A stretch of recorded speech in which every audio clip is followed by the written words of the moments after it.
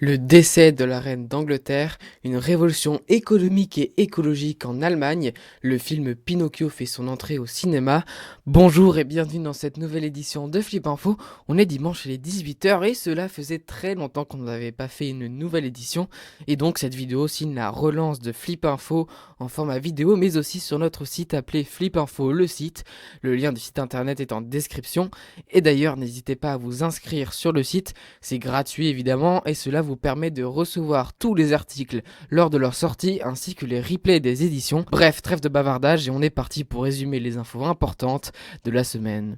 On commence donc avec une première information qui, je pense, est déjà connue par beaucoup de personnes, puisqu'elle concerne une triste nouvelle tombée ce 8 septembre au soir. Je parle du décès de la reine d'Angleterre, Elisabeth II, à 96 ans. Elle était à 70 ans de son règne, un record dans l'histoire de la royauté britannique. Elle a vu passer une quinzaine de premiers ministres anglais et 9 présidents français. L'Angleterre commence donc un deuil national d'environ 10 jours. La procédure a été lancée dès le décès de la reine d'Angleterre. Le prince Charles devient donc le nouveau roi d'Angleterre, il sera nommé le roi Charles III. Son couronnement aura lieu dans plusieurs mois. Pour l'instant, la dépouille de la reine a été ramenée à Buckingham Palace, à Londres donc, et le nouveau roi Charles III part pour une succession d'hommages dans les 4 régions d'Angleterre. Celui-ci a été proclamé roi ce samedi 10 septembre au matin, malgré que son couronnement, je le répète, ne se fera que dans quelques mois. On continue avec une nouvelle info qui se déroule également en Angleterre, puisqu'elle concerne les élections du nouveau Premier ministre anglais, ou plutôt de la nouvelle Première ministre, puisque les élections ont été remportées par Liz Truss, candidate du Parti conservateur et ministre des Affaires étrangères.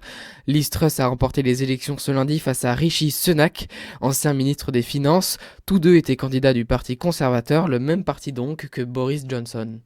Allez, on continue notre voyage en Europe avec une info qui se déroule en Allemagne et elle concerne une sorte de révolution économique et écologique puisque de juin à septembre, plus précisément le 7 septembre, a été mis en place un ticket de train mensuel à 9 euros, ce qui permettait de voyager illimité dans tous les trains régionaux et locaux, ainsi que dans les transports en commun plus classiques, donc les métros, les bus, les tramways, tout cela pendant un mois. Alors cette action avait pour but d'encourager les citoyens allemands, mais aussi les touristes, de voyager en train et en transport en commun pour limiter l'émission de CO2. Et cette action a eu un double bénéfice puisque le ticket de train mensuel à 9 euros était clairement moins cher que plusieurs trajets en voiture. On peut donc qualifier cette action de révolution économique et écologique, d'autant plus que 52 millions de tickets ont été vendus et 1,8 million de tonnes de CO2 ont été économisées. Le truc, c'est que ce ticket mensuel à 9 euros a pris fin ce mercredi à minuit. Beaucoup de personnes souhaitent la réhabilitation de cette mesure. Le gouvernement et surtout les ministères des Transports et des Finances sont donc en réflexion. On retourne en France pour cette info-là et elle concerne l'inflation des prix puisque la NUPES propose une pétition afin de taxer les super profits pour faire en partie bouclier à l'inflation. Alors ça veut dire quoi taxer les super profits? D'ailleurs c'est quoi un super profit? Et pourquoi lancer une pétition pour cela? C'est ce qu'on va voir tout de suite. Alors tout d'abord un super profit c'est quoi? Eh bien ce sont les profits d'une entreprise qui enrichit celle-ci plus que la normale.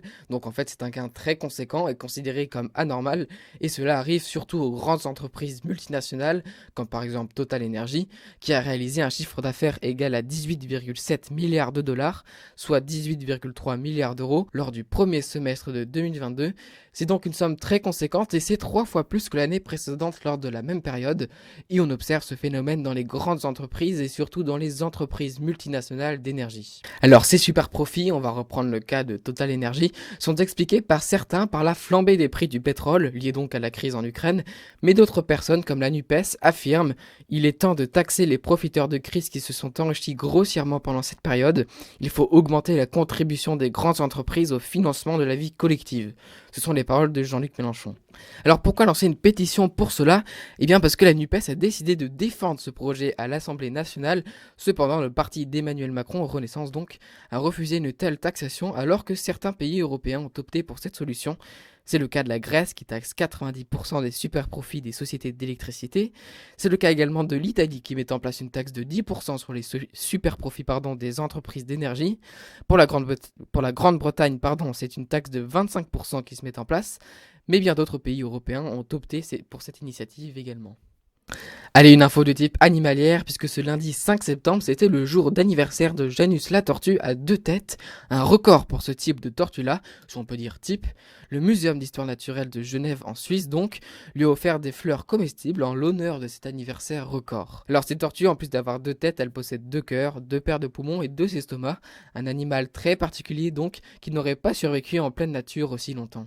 Avant-dernière info, et elle concerne une nouvelle fois l'écologie, puisqu'un nouveau modèle de capsule de café vient d'être innové et présenté ce mardi par le géant de la distribution Migros. Cette capsule serait faite d'une fine membrane biodégradable et donc plus écologique et plus respectueuse de la planète. Une machine à café est également spécialement conçue pour ce type de capsule qui est 100% compostable après l'utilisation. Dernière information, aujourd'hui, dimanche 11 septembre 2022, est le jour d'anniversaire d'un événement. Alors ce n'est pas un anniversaire vraiment très joyeux comme celui de Janus la tortue, puisqu'aujourd'hui ce sont les 21 ans des attentats du 11 septembre 2001. Ces attentats, je le rappelle, visaient donc les États-Unis, notamment en ayant fait cracher deux avions dans les tours jumelles du World Trade Center, mais aussi en détournant un avion pour qu'il se crache sur le Pentagone. Ces attentats ont généré 2997 morts, c'est donc un jour d'anniversaire particulier pour les États-Unis. Allez, on passe à l'instant culture et une seule info est présente aujourd'hui dans cette partie. Il s'agit de la sortie d'un film qui transforme un dessin animé en film live action. Je parle de la sortie de Pinocchio ce 8 septembre, une réadaptation donc du dessin animé original en live action. Le film d'animation original était sorti, je le rappelle, en 1940. Allez, comme d'habitude, avant de finir cette édition, la question de la semaine, je le répète, pas de bonne ou de mauvaise réponse, seulement votre avis dans les commentaires.